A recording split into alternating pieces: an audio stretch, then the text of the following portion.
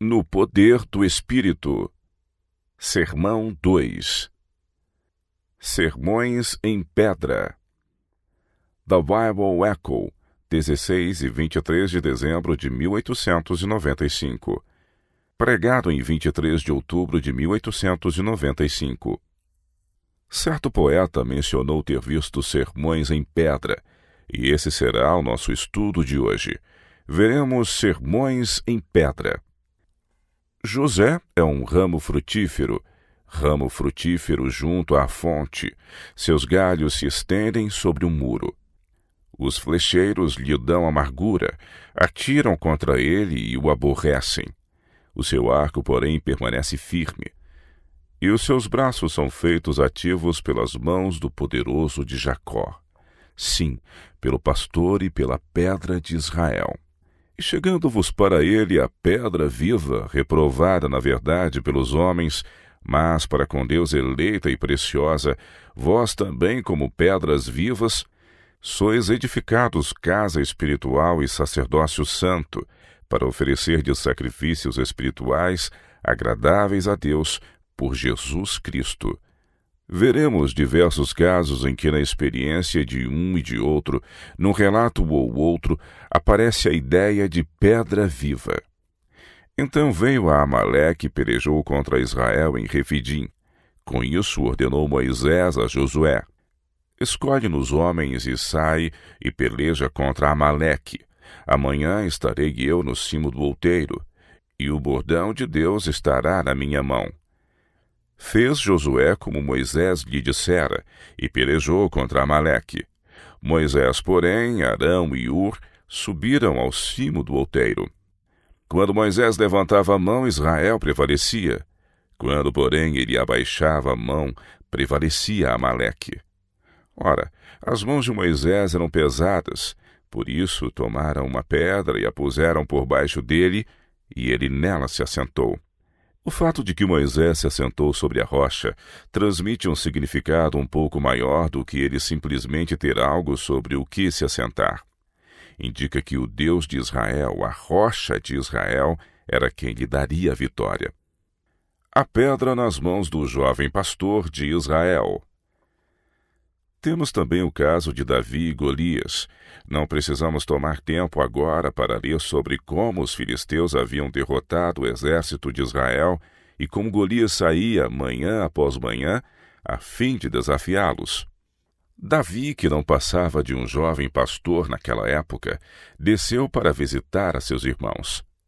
Eles, porém, o desprezaram.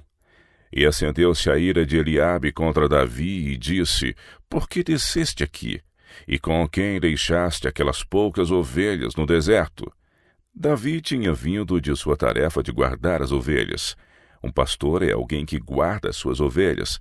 Ele não é alguém que as perde. Cristo é o bom pastor. Davi, após falar com Saul, obteve o seu consentimento para sair e lutar com Golias.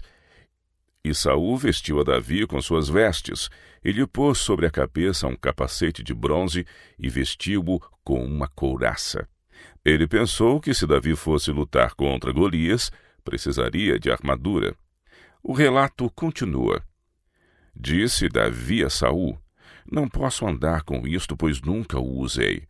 E Davi tirou aquilo de sobre si.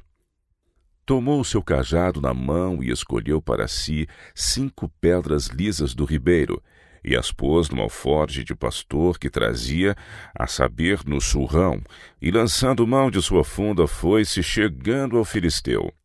O filisteu também se vinha chegando a Davi, e o seu escudeiro ia adiante dele. Olhando o filisteu e vendo a Davi, o desprezou, porquanto era moço, ruivo e de boa aparência. Disse o filisteu a Davi: sou eu algum cão para vires a mim com paus? E pelos deuses amaldiçoou o filisteu a Davi. Disse mais o filisteu a Davi: vem a mim e darei a tua carne às aves do céu e às bestas feras do campo. Davi, porém, disse ao filisteu: tu vens contra mim com espada e com lança e com escudo. Eu, porém, vou contra ti em nome do Senhor dos Exércitos, o Deus dos exércitos de Israel, a quem tens afrontado. Sucedeu que, dispondo-se o filisteu a encontrar-se com Davi, este se apressou e, deixando as suas fileiras, correu de encontro ao filisteu. Davi meteu a mão no alforje e tomou dali uma pedra e com a funda lhe atirou e feriu o filisteu na testa. A pedra encravou-se-lhe na testa e ele caiu com o rosto em terra. Assim prevaleceu Davi contra o filisteu, com uma funda e com uma pedra. Davi saiu em nome do Senhor, e Jesus foi com ele para dar-lhe a vitória simplesmente por meio de uma pedra. Não foi apenas a força e a precisão de Davi que fizeram com que a pedra afundasse na testa do filisteu. Era o poder de Deus que pelejava a batalha por ele. Isto foi registrado para nós. Temos batalhas a enfrentar contra inimigos do exército do Senhor, e prevaleceremos contra eles com uma pedra. Davi, sem armadura, sem implementos ou arte de guerra, seguiu com fé no Senhor dos Exércitos.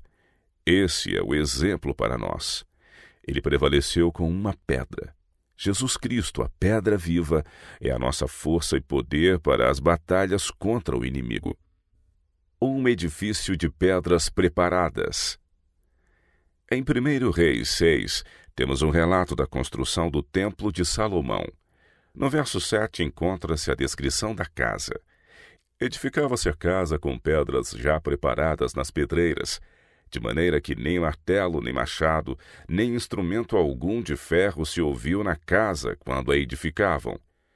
As pedras do templo eram cortadas e lavradas, e cada pedra encaixava-se em um lugar específico no templo antes de serem montadas, e então, quando eram trazidas da pedreira, cada pedra encaixava-se em seu lugar.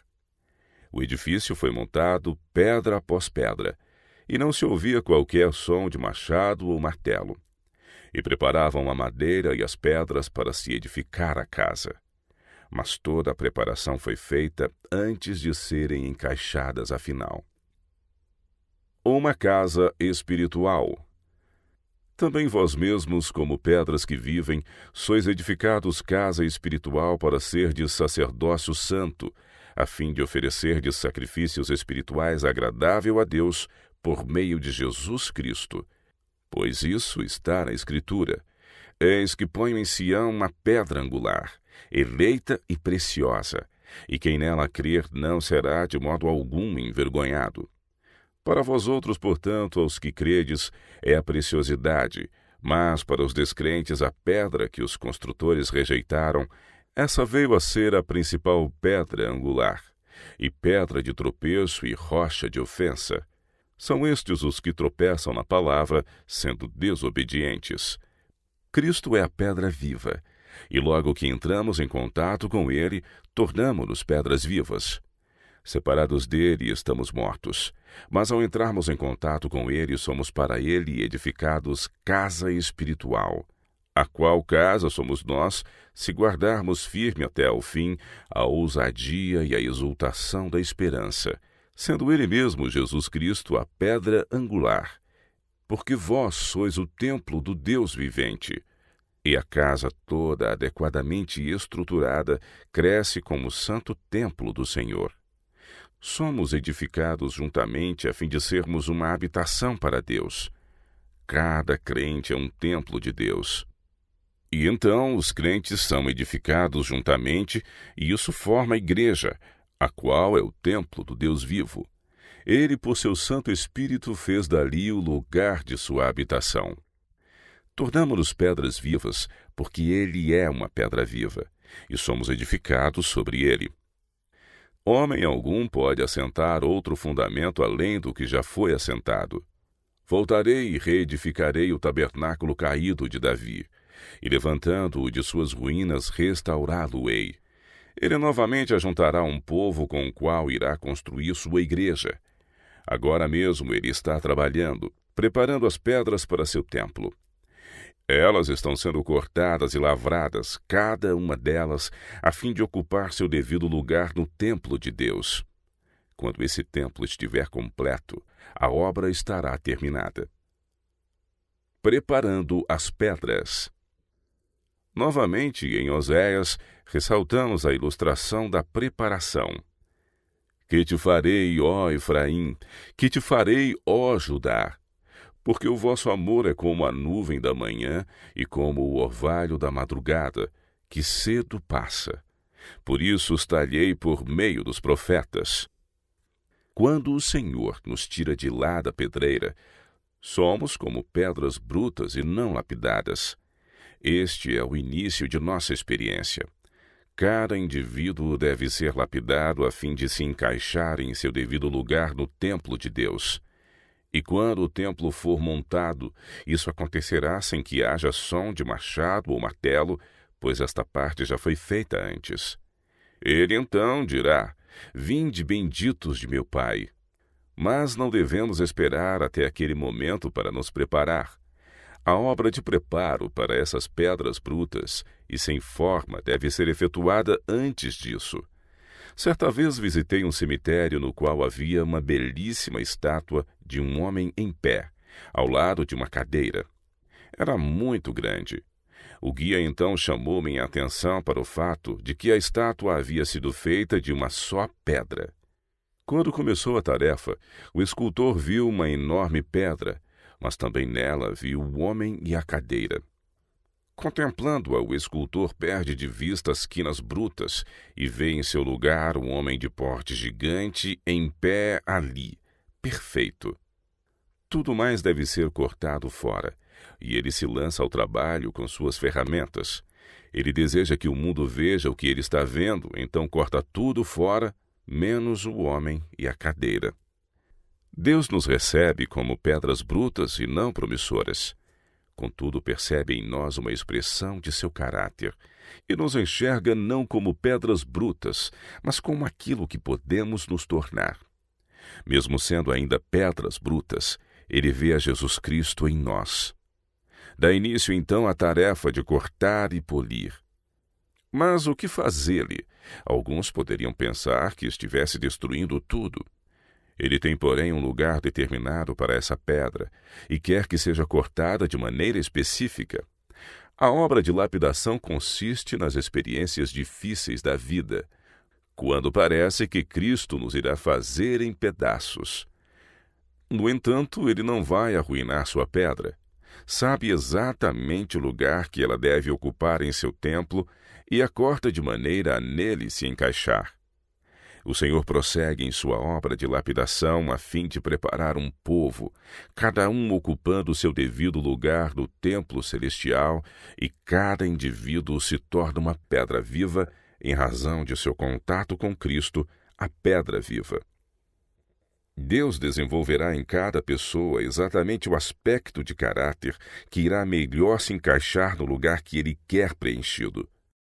Quando voltar, declara que a obra de preparação se encerre. Quem é injusto, faça injustiça ainda, e quem está sujo, suje-se ainda. E quem é justo, faça justiça ainda, e quem é santo, seja santificado ainda. Quando recebemos Jesus Cristo, Deus vê em nós aquela perfeição de caráter que podemos alcançar.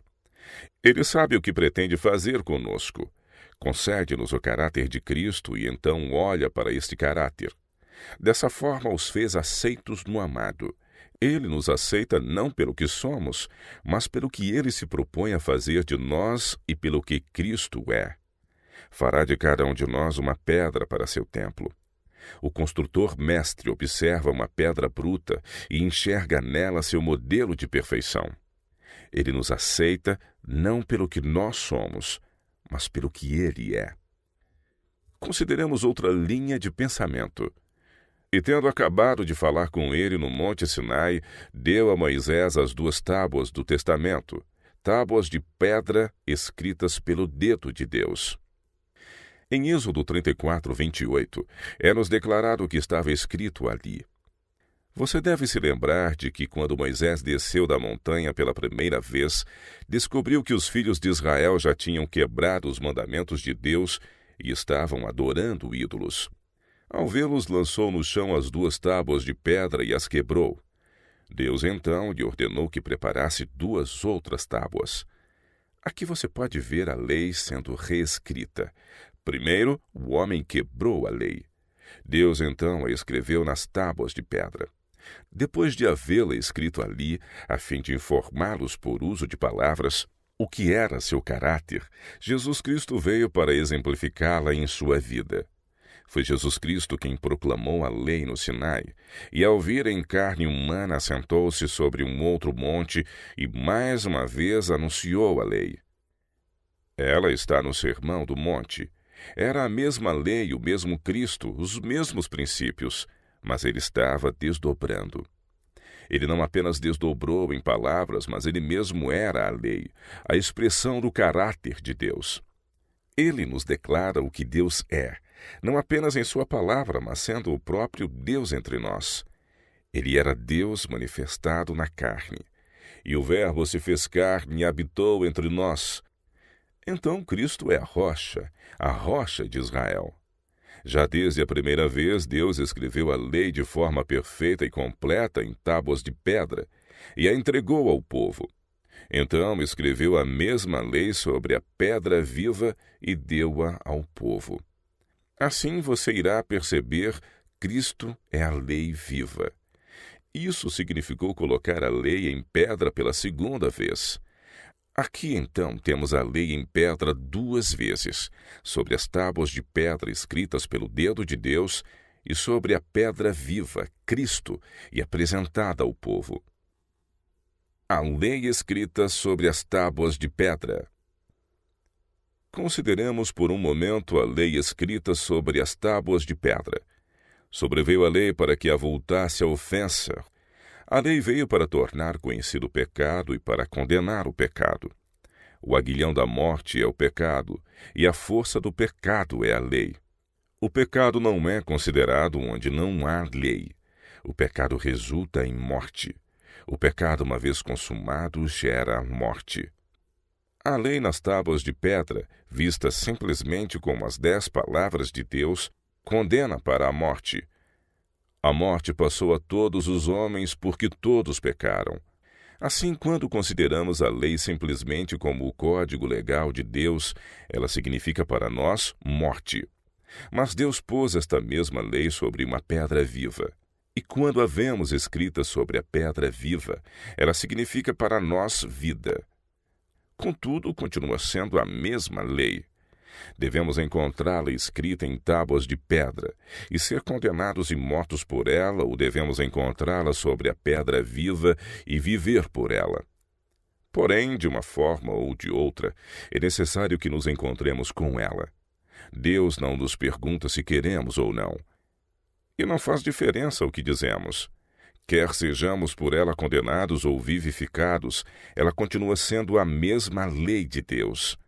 É nossa atitude para com ela que faz a diferença. A lei do Espírito da vida. A lei em Jesus Cristo é a lei do Espírito da vida. Ele é a pedra viva, a rocha eterna. Todo o que cair sobre esta pedra ficará em pedaços, e aquele que sobre ela cair ficará reduzido a pó. Uma dessas duas opções vai acontecer. Ou caímos sobre a rocha, ou a rocha cai sobre nós. Se cairmos sobre a rocha, nós é que estamos na parte de cima. Seremos quebrados e ele nos sarará. Se cairmos do outro lado, a rocha é que está em cima e nos fará em pó. Todos têm de passar por uma dessas duas experiências. Será que cairemos sobre a rocha viva? Ou ela cairá sobre nós e nos tornará pó? Devemos nos encontrar com a lei de Deus estando ausentes de Cristo ou estando em Cristo. Ao nos encontrarmos com Deus ausentes de Cristo, Ele é um fogo consumidor. Quando o encontramos em Cristo, Ele é a nossa glória. Devemos estar escondidos na rocha a fim de contemplarmos a glória de Deus sem perecer. Eu suplico a vocês que considerem seriamente essa lição. É necessário que nos encontremos face a face com a lei de Deus. Quando o Espírito de Deus traz a lei perante nossa mente e nos torna convictos, faz isso para que possamos ser perdoados e purificados. O grande propósito de Deus. Deixe-me chamar sua atenção para outro ponto. O propósito de Deus encontrado na história, nos tipos, nas sombras e nas cerimônias é pregar o Evangelho. E mesmo em algumas situações que nos parecem as mais ameaçadoras, Deus ainda está pregando o Evangelho. Não duvido de que na mente de muitos tenha havido a impressão de que a morte por apedrejamento fosse uma terrível punição. Quantos olham para isso como uma maneira de pregar o Evangelho? Pode ser que vocês se lembrem de que nos dias da teocracia de Deus, quando sua lei era a lei da nação, qualquer ofensa contra essa lei era punida com apedrejamento. Contudo, nesse método de punição por se quebrar a lei nacional, Deus estava pregando o Evangelho. Se você fizer um estudo desse assunto e analisar cada um dos 10 mandamentos, verá que a punição por quebrá-los como lei nacional era o apedrejamento. Então, como era o Evangelho pregado em tais circunstâncias? Deus estava ensinando ao povo, mediante essa forma de punição, que a lei sem Cristo os apedrejaria até a morte. Assim como aquelas pedras literais os matavam, a lei em pedras mortas os mataria. Mesmo com isso, ele os estava ensinando a respeito da pedra viva, a pedra de Israel, a lei em vida. Isto é o Evangelho. Manda que estas pedras se transformem em pães. Então o tentador, aproximando-se, lhe disse: Se tu és o Filho de Deus, manda que estas pedras se transformem em pães. É como se Deus colocasse lições para nós, até mesmo na boca do diabo. Alguns ensinam Cristo por inveja, no entanto, Cristo é pregado. Se tu és o Filho de Deus, manda que estas pedras se transformem em pães. A obra de Cristo nesta terra era tornar pedras em pães, para que a lei que sobre as tábuas de pedras condena e mata, fosse nele, a pedra viva, transformada no próprio pão da vida. Sua obra ao longo de toda a sua carreira foi transformar pedras em pães, colocar a lei no Evangelho, transformar a morte na vida e tornar-se a vida que vive. Ele disse: Eu sou o pão da vida, e ao mesmo tempo ele é a rocha de Israel. A lei de Deus vivida por Cristo torna-se vida, e ele declara que o mandamento é vida eterna. Assim, embora Cristo recusasse em seu próprio benefício transformar pedras literais em pães, sua vida inteira foi gasta transformando pedras em pães para saciar o anseio de almas famintas. Quando recebemos a lei de Deus em Cristo, ela tem poder para nos fazer semelhantes a Ele. Um edifício cheio de glória. Essa lição sobre as pedras encontra-se em todas as Escrituras. Suponha que consideremos a lição encontrada em 1 Reis 6,14. Assim edificou Salomão a casa e a arrematou.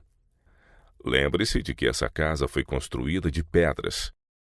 Olhando de fora, tudo o que se podia ver eram pedras, e você sabe que às vezes um prédio feito de pedras tem uma aparência fria e não convidativa. Assim edificou Salomão a casa e a arrematou.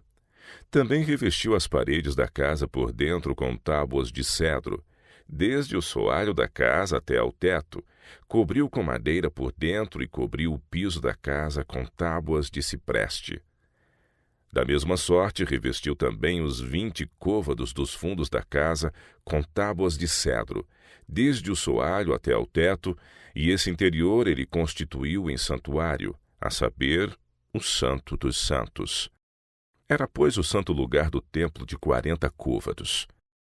O cedro da casa por dentro era lavrado de colossíntidas e flores abertas, tudo era cedro, pedra nenhuma se via.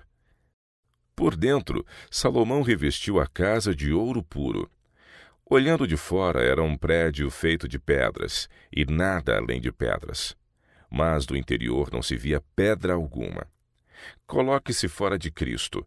Olhe do lado de fora para a vida cristã, e tudo o que verá serão 2 tábuas de pedra. Parece amedrontador. Porém, vem agora para dentro. Você não necessita remover as pedras para fazer isso. Venha para dentro, e o prédio estará reluzindo com ouro. Somente os que permanecem do lado de fora reclamam de que a lei que eles têm de guardar seja dura. Venha para dentro. No lado de dentro não se vê pedra alguma. Contudo, elas não são removidas. O prédio permanece em pé por causa delas. Suponhamos que você as remova. O que será do resto do prédio? Ele irá desmoronar. Remova a lei e com ela irá o Evangelho. Você não pode guardar o puro ouro do Evangelho à parte da lei. Venha para dentro. Ali você não verá nada além de ouro puro. Outra consideração. Assim que você entra em um prédio de ouro, sua imagem se refletirá em todos os lugares. Cristo deseja que reflitamos sua imagem no templo do Deus vivo. Uma cidade murada. Em toda a Escritura Sagrada, faz-se menção de cidades muradas. Esses muros eram feitos de pedras. Jerusalém era uma cidade murada. O muro tinha por objetivo a proteção. Contudo, mesmo que uma cidade for cercada por muros, não importa quão bem feito ele seja, se nele houver uma brecha, acabou-se a proteção.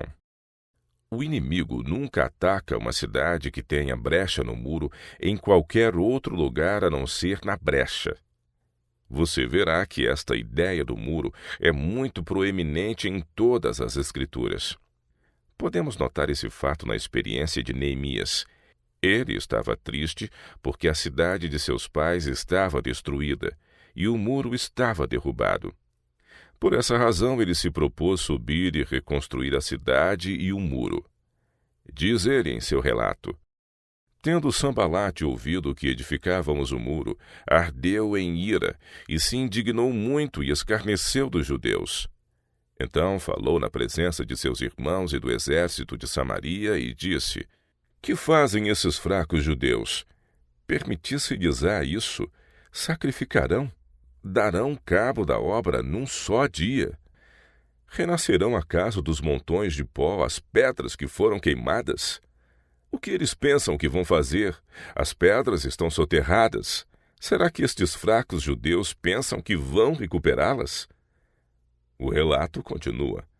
Estava com ele Tobias, o amonita, e disse: Ainda que edifiquem, vindo uma raposa derribará o seu muro de pedra. Ouve, ó nosso Deus, pois estamos sendo desprezados. Caia o seu opróbrio sobre a cabeça deles, e faze que sejam despojo numa terra de cativeiro. Não lhes encubras a iniquidade, não se risque de diante de ti o seu pecado, pois te provocam a ira na presença dos que edificam.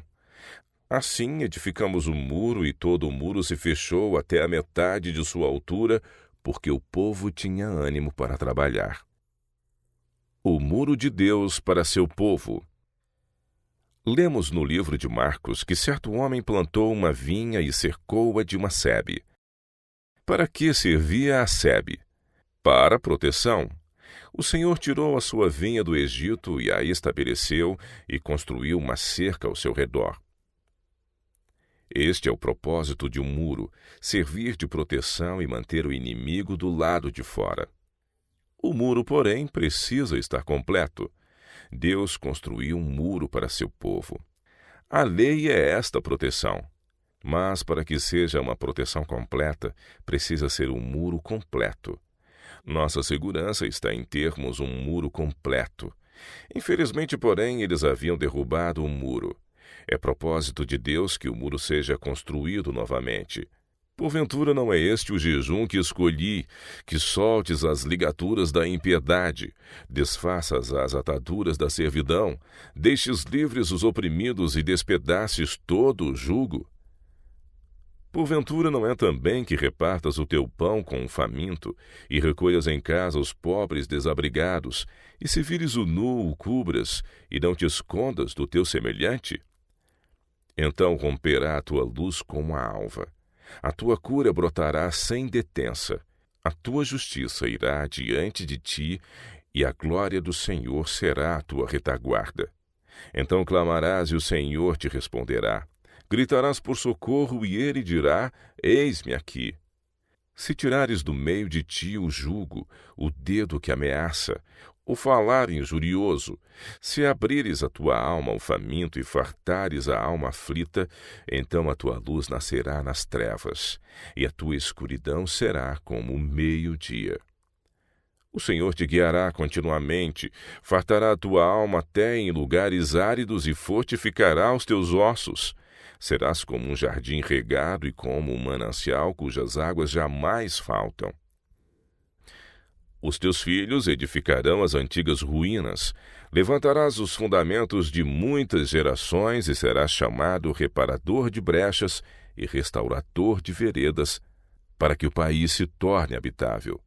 Se desviares o pé de profanar o sábado e de cuidar dos teus próprios interesses no meu santo dia, se chamares ao sábado deleitoso e santo dia do Senhor, digno de honra, e o honrares não seguindo os teus caminhos, não pretendendo fazer a tua própria vontade, nem falando palavras vãs, então te deleitarás no Senhor. Eu te farei cavalgar sobre os altos da terra, e te sustentarei com a herança de Jacó teu pai, porque a boca do Senhor o disse. Uma brecha a ser reparada. Foi feita uma brecha no muro que Deus desejava estabelecer ao redor de seu povo. Esta deve ser reparada, e o povo de Deus precisa ser cercado por uma lei perfeita. Cada mandamento deve ser restaurado, e serão chamados reparadores de brechas. Cada um constrói defronte de sua própria casa. Você está construindo defronte de sua casa ao reparar a brecha? Se sim, o muro será novamente construído, mesmo em tempos angustiosos. Essas considerações constituem apenas uma amostra do que as Escrituras dizem sobre pedras. Deus quer que mantenhamos em mente suas palavras, a fim de podermos viver nelas. Finalmente, que acima de tudo, e em tudo e através de tudo, vejamos Jesus Cristo, a rocha de Israel, a rocha eterna.